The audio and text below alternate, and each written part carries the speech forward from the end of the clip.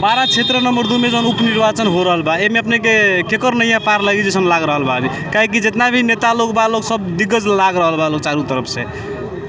देखिए लोकतंत्र में सबसे दिग्गज जनता होला, मतदाता होला।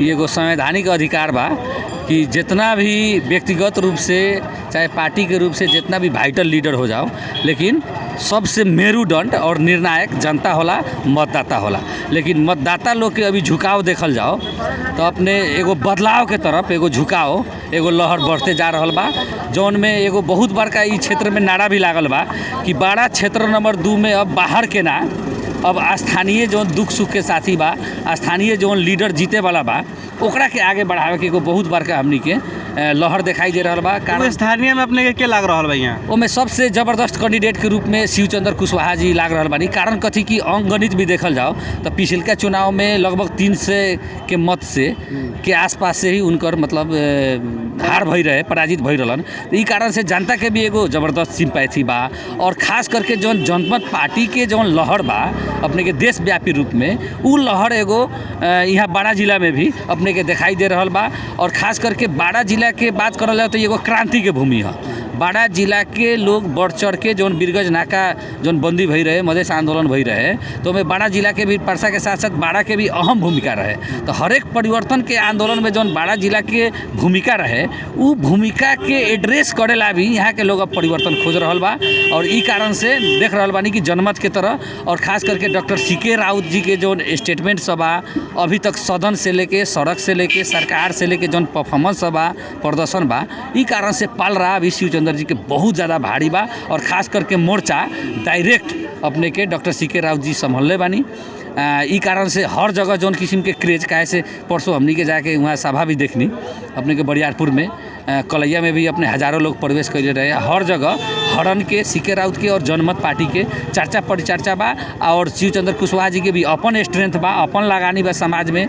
भूमिगत काल से ही एगो शहीद परिवार भी बानी, भूमिगत काल से ही लोकतंत्र के, गणतांत्रिक और परिवर्तन के, मधेश आंदोलन के लड़ाई में उनकर योगदान बा। जनता के दुख सुख में भी साथी के रूप में बानी। ई कारण से उनकर और उनकर अपन प्लस डॉक्टर सीके राउत और जनमत पार्टी के प्लस होके हमनी के एकदम भारी मार्जिन से जनमत पार्टी यहाँ जीते के। गठबंधन के का विचार बा? देखिए गठबंधन अपने के पार्टी के नेता लोग कैले बा, लेकिन जनता केकरो आज के डेट में गुलाम नहीं खे, मतदाता गुलाम नहीं खे। आई बहुत बड़का बाड़ा जिला वासी के एगो इतिहास रचे के बहुत बड़का अवसर बा कि कितनो हमनी के ऊपर गुलामी के जंजीर बांधेम, लेकिन हमनी के जौन अपन धरती पुत्र बा, इस जगह के जौन स्थानीय नेता बा ओकरा के हमनी के पार्टी से भी ऊपर उठ के हमनी के अपन सेवक के रूप में चुनेम। कैसे बाहर के लोग के चुनेम तो दुख सुख में साथ दी कि ना दी ये चीज़ के गारंटी नहीं है, भेंट होई कि ना हो ये चीज़ के गारंटी नहीं है। लेकिन स्थानीय जीती तो ओकर घर में जाके धारणा दे के भी आदमी भेंट करके काम करावल जा सकेला। तो ई कारण से यहाँ बाड़ा जिला वासी के भी और पछिलका क्रम में देखें तो खाली बाहर के क्षेत्र के लोग ही ज़्यादा जीतल बा उ क्षेत्र में। पछिलका जितना भी देखी पछिलका 2 गो जो निर्वाचन भइल उससे पहले भी भइल ओमें बाहर के क्षेत्र के लोग ज़्यादा जीतल बा। तो अभी आवश्यकता का बा कि इतना बाहर के लोग के जिताला के बावजूद भी वहाँ के जो क्षेत्र के जनता बा, खास करके किसानी बेल्ट है, शिक्षा स्वास्थ्य से लेके किसानी से लेके खेती से लेके सब के अवस्था एकदम दयनीय बा, जर्जर बा। पछिलका लोग उ जीत के उ किस्म के जो समस्या सब बा ओकरा के समाधान भी करे नहीं सकल। तो ई कारण से एगो बहुत बड़का बदलाव के वेव कि अपन लोग जीती, अपन गांव घर के लोग जीती तो ओकरा तो सब जमीनी हकीकत पता रहेला कि यहाँ के जनता के आवश्यकता का बा, सामाजिक स्ट्रक्चर का बा, उ अनुसार से उ अपन। और अच्छा बात कथी बा कि संभावना कि यदि शिवचंद्र जी जीतत तनी तो मंत्री बने के भी प्रबल संभावना बा। कैसे डॉक्टर सीके राउत खुद सरकार में ना जइहन तो प्रत्यक्ष से जीतल एगो एकलौता सांसद के रूप में उ जीत के जइहन तब केंद्रीय सरकार में मंत्री बने के भी प्रबल संभावना बा। और ऐसे अपने के ई जनता के, ई क्षेत्र के जनता के और बाड़ावासी के बहुत भलाई हुई, उ जगह में विकास के एगो नया एगो आयाम आई। ई कारण से हमनी के देख रहा बानी कि जनमत के तरफ और शिवचंद्र कुशवाहा जी के तरफ एगो बड़का एगो जीत के पालरा एकदम भारी दिखाई दे रहा। तो अपने के उपेंद्र यादव जी कह रहा बानी कि ई क्षेत्र में हम भारी मत से विजयी हो गए। अब ई क्षेत्र से अपने के अपेक्षा का लोग रहा बा उनकर कितना परसेंटेज बा लेके? देखी वह बात हम कहनी है कि जब उनकर अपन पहले देखी अपने के सबसे पहले मोरंग में के बाद में सुनसरी के बाद में सप्तरी आ सप्तरी के जनता रिजेक्ट कर देल तो ओकरा बाद में बाड़ा में आयल बड़न। तो बाड़ा के जनता तो इतना बेवकूफ़ नहीं खे कि अपन उनकर जन्म धरती के लोग जब रिजेक्ट कर देल इतना भारी मत से, तो यहाँ के लोग काहे ला एक्सेप्ट करी? जरूर कोनो न कोनो कमी कमजोरी हुई उ जगह में जनता के जन जीतला के बाद में जन संपर्क में ना होइयन। अपने देखे में अपने के डाटा भी पलटा के तो सबसे पिछड़ल जिला के रूप में भी सप्तरी आवेला, अपने के जौन सोशल डेवलपमेंट इंडेक्स बा ओमे सबसे पछाड़ी आवेला। तो जब इतना बड़का पार्टी के नेता बन के उप प्रधानमंत्री बन के प्रदेश सरकार के संचालन करके भी उ क्षेत्र सबके वो अपन जिला के डेवलपमेंट ना करे सकनी, जनता के आशा भरोसा में ना खड़ा उतरे सकनी, ई कारण से जनता दंडित कैले बा।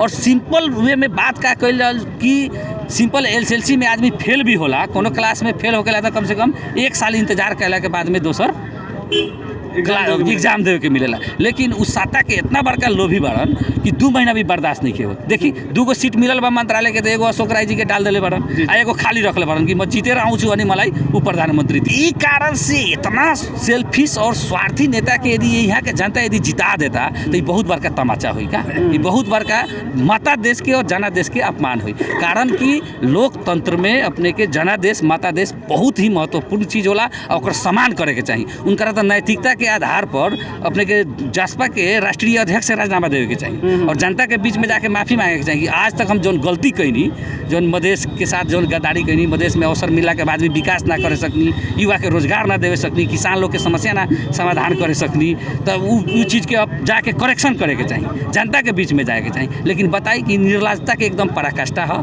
कि 2 महीना भी बर्दाश्त ना भई आके फिर यहाँ बाड़ा जिला के लोग के एक किस्म से लॉलीपॉप देखावे के प्रयास कर रहा बा। तो ये चीज़ के गारंटी बा कि यदि बाड़ा जिला उनकर जाल झेल में पड़ जाई तो फिर आवे वाला चुनाव में तो भेंट तो ना होई। सिंपल बात बा कि स्थानीय जो लोग रहेला, अब सिंपल अपने के बताओ तनी कि महामारी के बात भई, कोरोना जैसन महामारी फिर से आ गई।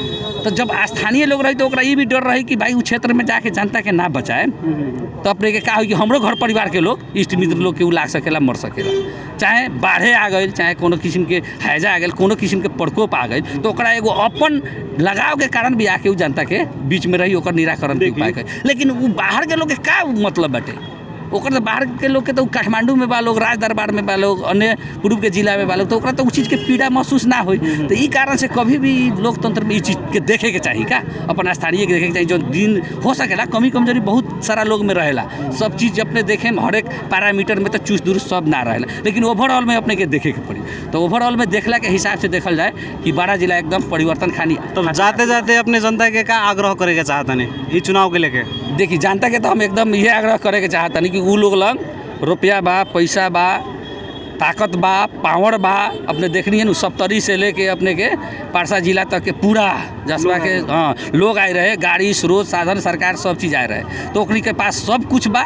लेकिन हम देखा तनी ई जनमत पार्टी के पास जनमत बा, जनाधार बा, तो ई चीज़ के अब चुके के ना पड़ल। ई एगो बहुत बड़का एगो लड़ाई बा, एगो सिर्फ एगो क्षेत्र के लड़ाई ना है, ये आवे वाला भविष्य के हमनी के तराई मधेश के ही ना नेपाल के एगो वैकल्पिक शक्ति के रूप में जनमत पार्टी आ रहल बा। एगो विद्वान नेता सब चीज़ त्याग करके यहाँ आयल बा नेपाल के एगो ठीक करे खातिर, यहाँ के जनता के जीवन स्तर आगाड़ी बढ़ावे खातिर। तो ई कारण से ई अवसर के ना घुमावे के पड़ल।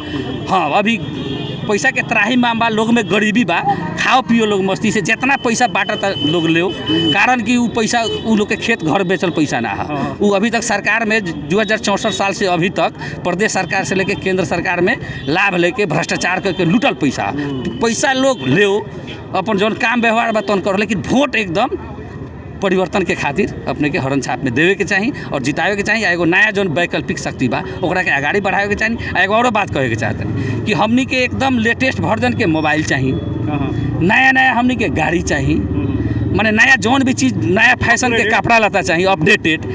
तो पार्टी काहे आउटडेटेड चाहिए? तो ये चीज़ के ध्यान देवे के पड़ल का कि एकदम लेटेस्ट वर्जन के ये जौन पार्टी आयल बा ओकरा के हमनी के ओमे हमनी के सवार होके के पड़ी। कारण कथी कि इतना ना मतलब एक्सप्रेस गाड़ी बा, आ ये में तो लोग के कहता नहीं कि जुड़ के चढ़ भी जाए के चाहिए कि अच्छा जगह मिली, ना तो बाद में जब सीट पैक हो जाए तो अपने के कि भुइया में सूत के जाए के पड़ी कि लटक के जाए के पड़ी कि स्टेशन में छूट जाए के पड़ी। तो ई कारण से एकरा के ई अवसर एगो बहुत बड़का अवसर बा। ई अवसर के मतलब ना घुमावे के पड़ल, ना खोए के पड़ल और ई परिवर्तन के वे में सबके सवार हो जाए के पड़ल।